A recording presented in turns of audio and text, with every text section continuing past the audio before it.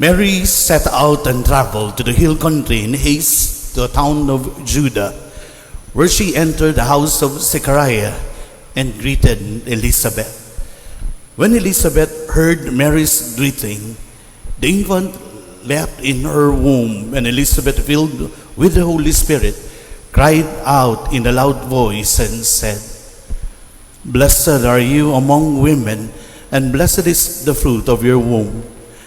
And how does this happen to me, that the mother of my Lord should come to me?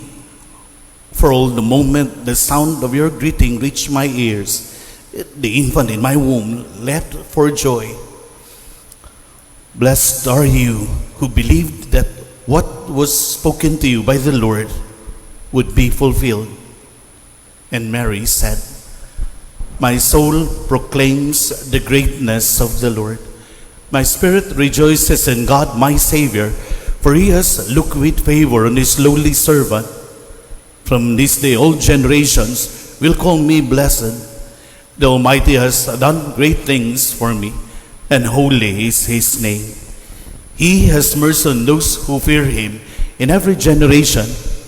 He has shown the strength of his arm, and has scattered the proud in their conceit. He has cast down the mighty from their thrones, and has lifted up the lowly. He has filled the hungry with good things, and the rich he has sent away empty. He has come to the help of his servant Israel, for he has remembered his promise of mercy, the promise he made to our fathers, to Abraham and his children forever." Mary remained with her about 3 months, and then returned to her home. The Gospel of the Lord. Praise to you, Lord Jesus Christ. Good morning.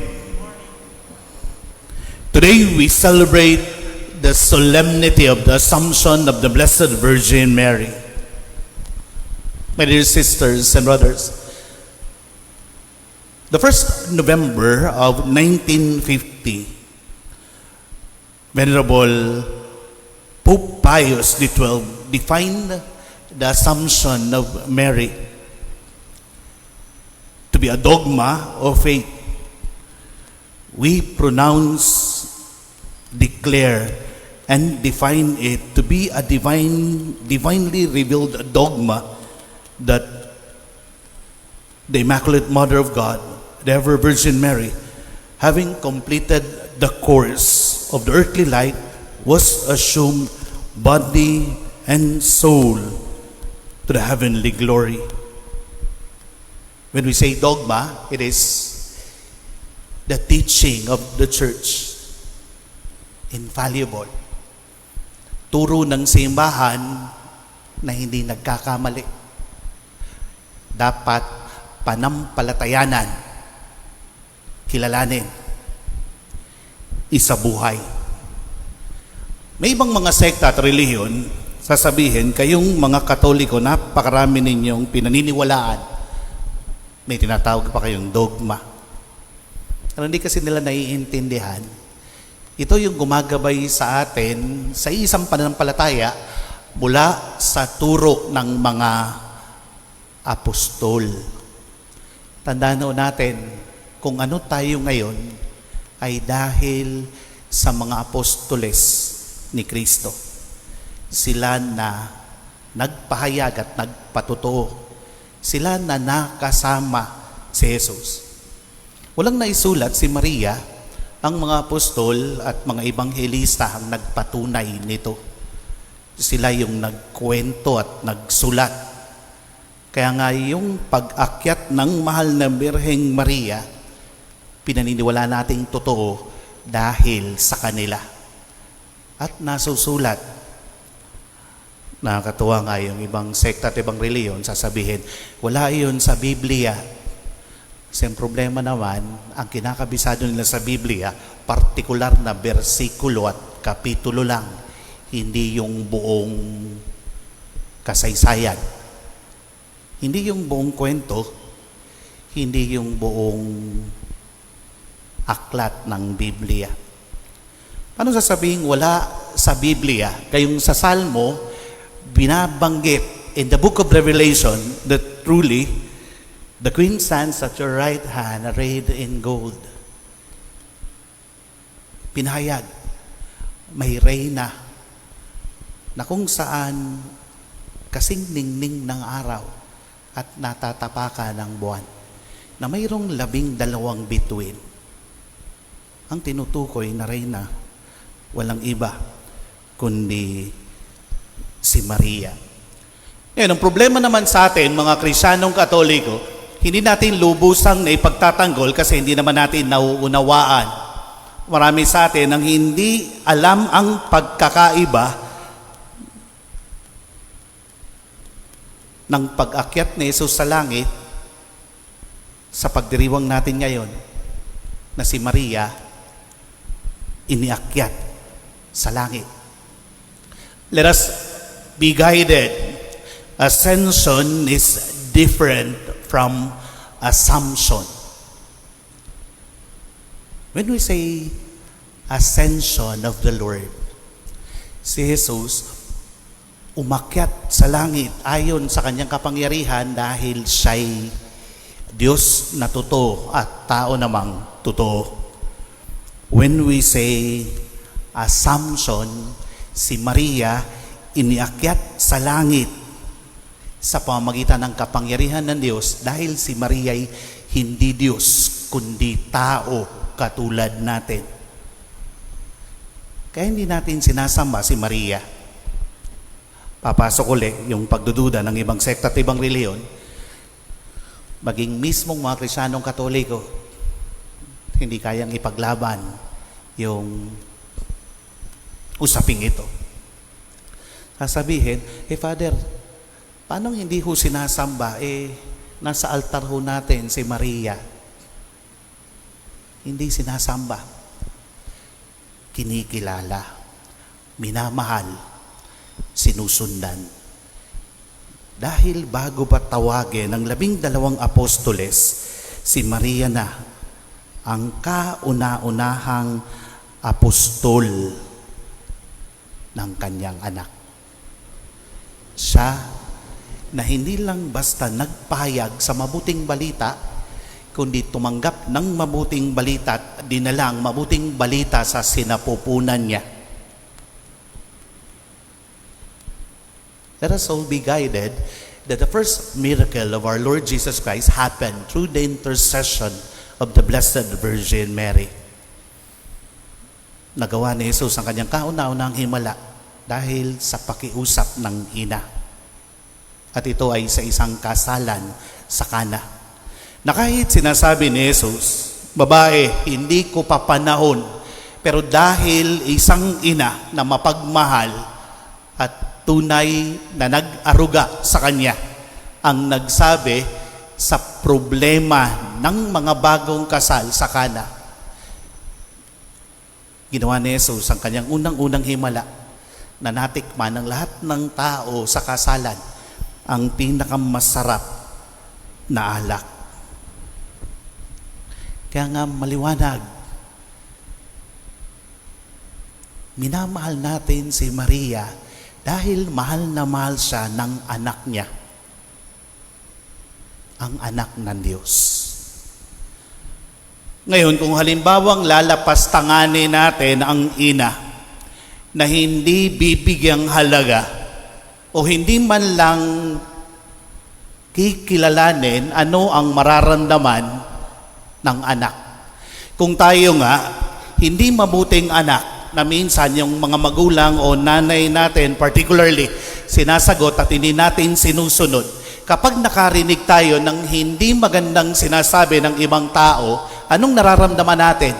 Kinatutuwa ba natin? Hindi. Nasasaktan tayo at ipagtatanggol natin. At yun din ang nararamdaman ni Jesus dahil mahal na mahal ng Panginoong Hesukristo ang nanay niya.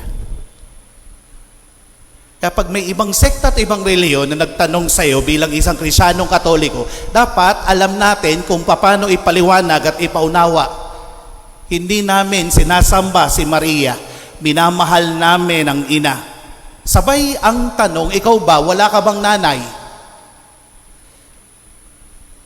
Dahil kung wala kang nanay, hindi mo maiintindihan kung anong ginagawa namin sa mahal na ina.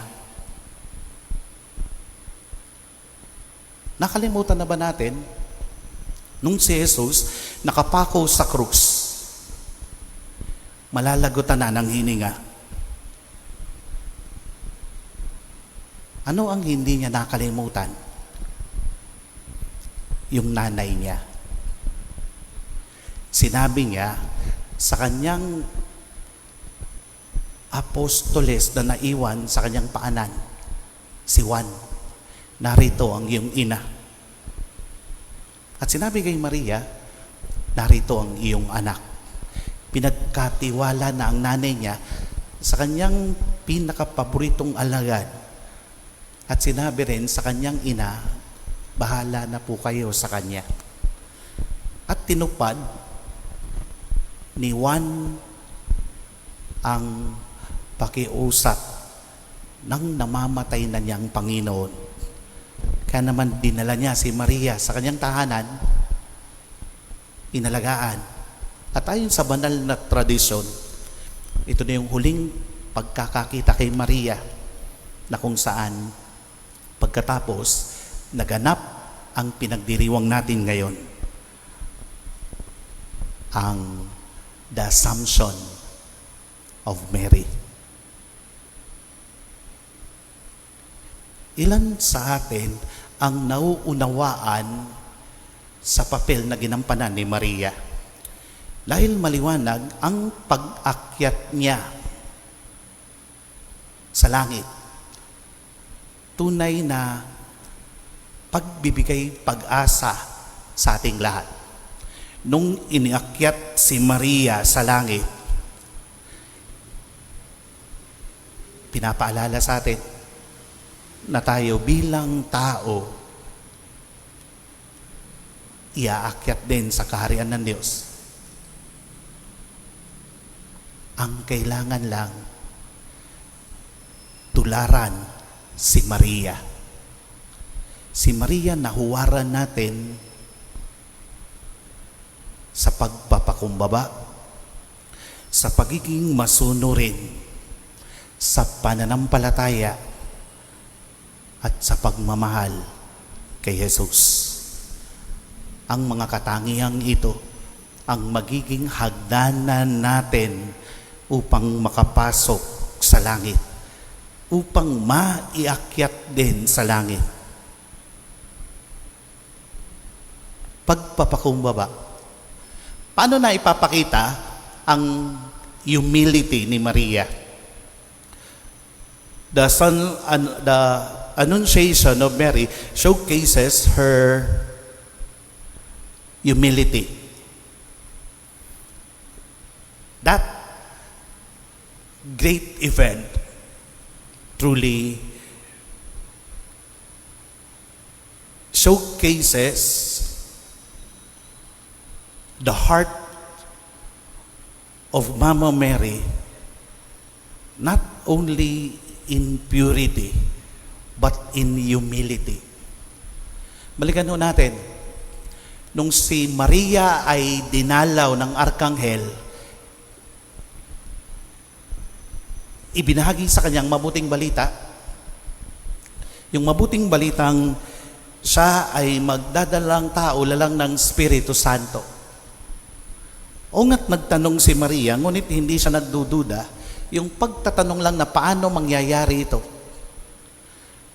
Ganun pa man, ang higit na ipinakita, yung kanyang pagpapakumbaba nung sumagot siya, ako'y alipin ng Diyos, maganap nawa sa akin ayon sa sinabi mo. Tinanggap ni Maria, alipin ako. Hindi niya sinabing ako'y reyna. Lalong hindi niya sinabing ako ang pinakamagaling at pinakamaganda sa lahat ng babae. Ang sinabi niya, alipin ako, katulong ako. Ilan sa atin ang marunong umamin sa pagiging alipin, sa pagiging katulong? Dahil ang totoo, ayaw natin na magmukhang katulong. Ako nga, may nagkukwento sa akin. Nung minsan daw na nagbukas ako ng pintuan ng kumbento, sabi nung isang lektor, naku Father, pagbukas ng pintuan, nung nakita kita, akala ko driver ka ni Father. Una, nagtanong ako, mukha ba akong driver? Pero sabi ko na lang sa sarili ko, siguro ito yung pagsubok at hamon, nayakapin ko yung pagiging mababa, marangal yung pagiging driver. Buti nga hindi sinabing, Father, akala ko rapist ka. Ay ko, okay lang. Pero sabi, pero Father, nung nakita ko yung ikaw yung nagmimisa, pari ka pala. Ano naman pinakaiba ng pari sa driver? Pareho yun. Parehong nagsusumikap na maging banal. Parehong nagsusumikap na gumawa ng mabuti. Pero ang paanyaya, tanungin natin yung ating mga sarili. Bakit tayo nasasaktan pag sasabing mukha kang driver, mukha kang katulong? Kasi ayaw natin yung maging mababa. Ang gusto natin, yung sabihan tayo na mukha kang artista, na mukha kang reyna. Pero si Maria, yun ang pinanghawakan niya, ako'y alipin ng Diyos. Tinanggap niya, kinilala niya. Dahil totoo, walang nakapapasok sa langit na hindi marunong magpakumbaba. Ilan sa atin ang nagpapakumbaba? Naniniwala ako, yung pagpapakumbaba, yun yung hinuhuli mo muna yung sarili mo. Inuuna mo yung iba. Kayo na po muna bago ako. Okay lang ho. Yung kinakalimutan ng sarili. Now, let us be guided when we say hinuhuli natin ang ating sarili dahil yung iba akala, pag hinuhuli yung sarili, huli ka na. Hindi ho. Kasi yun yung problema. Kaya may mga nagsisimba, huli sa misa. Sasabihin, inuna po namin yung iba, Father. Nagpahuli kami. Magkaiba yun. Magkaiba yung inuna mo yung iba, pero alam mo yung oras ng pagsamba. Dahil naniniwala ako, yung higit na may mababang loob, nauuna pa sa pare sa misa. Dahil hinahanda ang sarili niya. Dahil mahalaga sa kanya yung tatanggapin niya. Sino ba yung mga nagpapahuli? Yan yung mga VIP. Gusto nila, nandun na lahat, tsaka sila darating. Kasi importante ako, salubungin ninyo ako, tignan ninyo ako, parating na ako. Kaya nga, tanungin natin yung ating mga sarili. Ano bang tingin ko sa sarili ko? Mataas o mababa? At sa banal na misa, yun ang itinuturo sa atin, Panginoon, hindi ako karapat-dapat na magpatuloy sa iyo, ngunit sa isang salita mo lamang ay gagaling na ako. Hindi sinasabing, Panginoon, nakapagsimba ako, Panginoon, nakapag-alay ako, Panginoon, nakapag-donate ako, kaya tatanggapin na kita. Ang itinuturo sa banal na misa, pagpapakumbaba, pag-amin na hindi tayo karapat-dapat. Dahil iyon ang daan patungo sa kalangitan. The humility of Mary. Next is obedience. Why? Because truly, she is the most obedient of all. Naisip mo ba na biglang gagawin kang isang ina nang hindi mo nalalaman o hindi mo naranasan yung tinatawag ng mga taong luto ng Diyos? Nung nagsisimula ako na maging pare, yun ang sinasabi ng mga kaibigan ko, bakit ka magpapare? Hindi mo matitikman ang luto ng Diyos. Nag-iisip ako, nung klaseng luto ba yun? Si Maria, hindi niya naranasan. Lalang ng Espiritu Santo, lumukob na sa kanya. And she was very obedient. Sumunod. Sumunod. At sumunod. Na sa pagsunod niya, kasabay nung pagpapakumbaba niya, maliwanag na nagpapakita ito ng pananampalataya niya. Napansin niyo ho, ngayon sa ating banal na misa, hindi nasasabihin, please all stand, please be seated. Kasi ang paanyaya, sumunod na ho tayo sa misa dahil dapat alam na natin kung kailan uupo at kung kailan tatayo. Ang nakakatuwa, tinitignan ang katabi at sa katabi sumusunod. Kaya pag ang katabi niya hindi umuupo, hindi rin siya uupo. Nakatayo lang. At nakikita ko, may mga nagsisimba, nakatayo na lang hanggang matapos ang misa. Now, the question is, how obedient are we? It should not be blind obedience. Yung sumunod ka, nabulag ka, because yung sumunod ka dahil may pananampalataya ka. Kaya malalaman nga ho natin kung sino talaga ang sumusunod sa banal na misa at talagang pag nagsimba, isinasa puso niya. Hindi dahil kabisado ang misa, kundi dahil nasa pagkatao na niya. Alam kung kailan yung pagbasa, alam kung kailan yung pagtanggap sa Eucharistia. Malalaman kung sino ba yung attentive at kung sino ba yung natutulog. Let us all be obedient like Mary, but obedient with faith. Last, the love of Mary. The invitation is for all of us to be loving person. Madaling sabihin, nagmahal ako. Ngayon nga, maraming tao, napakadaling sabihin, I love you. Ilan yung nakita lang sa Facebook, pagdating ng gabi, mahal na kita. Parang napakadaling magmahal. At ang pagmamahal, parang 2.5 na lang. Pero ang tanong, paano kung halimbawang may paghihirap, mamahalin mo pa ba? O paano kung halimbawang sinaktan ka, magmamahal ka pa ba? Paano ba nagmahal si Maria? Si Maria, nagmahal ng walang kondisyon at walang hinihintay na kapalit. Si Maria, maliwanag sa kanya, sa pagmamahal niya, masasaktan siya. At sa pagmamahal niya, may mga pagkakataong may iwan siya. At totoo, nung si Jesus nagsimulang ipangaral ang Ebanghelyo, at kung naiintindihan natin ang Biblia, si Maria nasa gilid lang, sumusunod. Hindi siya ang sentro ng kasaysayan ng kaligtasan at alam ng mahal na ina ito. Ngunit sa kanyang pagmamahal, nandun ang kanyang tunay na pagsunod kay Jesus.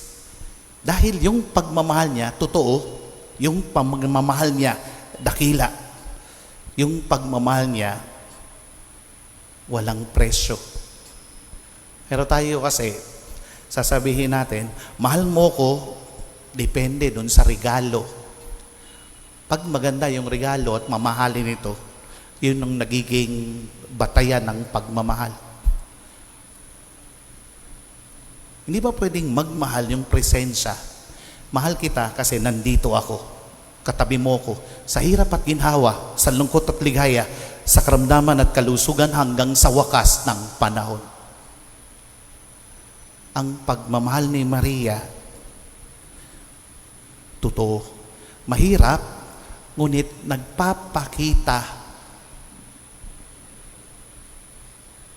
ng totoong pagbibigay ng sarili. Mga kapatid, ito ang hagdanan patungong langit. Pagpapakumbaba, pagsunod, pananampalataya at pagmamahal. Dahil ito ang ginawa ni Maria, kaya iniakyat siya sa langit, katawan at kaluluwa. Binibigyan tayo ng halimbawa ng isang ordinaryo at simpleng babae. Kaya meron tayong tutularan upang makalapit at makayakap sa kanyang anak. Nawa, ang pagdiriwang na ito sa kabila ng pandemya, magbigay sa atin ng pag-asa. That like Mary, who was assumed into heaven, both body and soul, we too may one day be raised into His heavenly kingdom and share Jesus' glory. May pag-asa pala. Makakapasok pala ako sa langit. Pagsusumikapan ko lang yung ginawa ni Maria. Amen.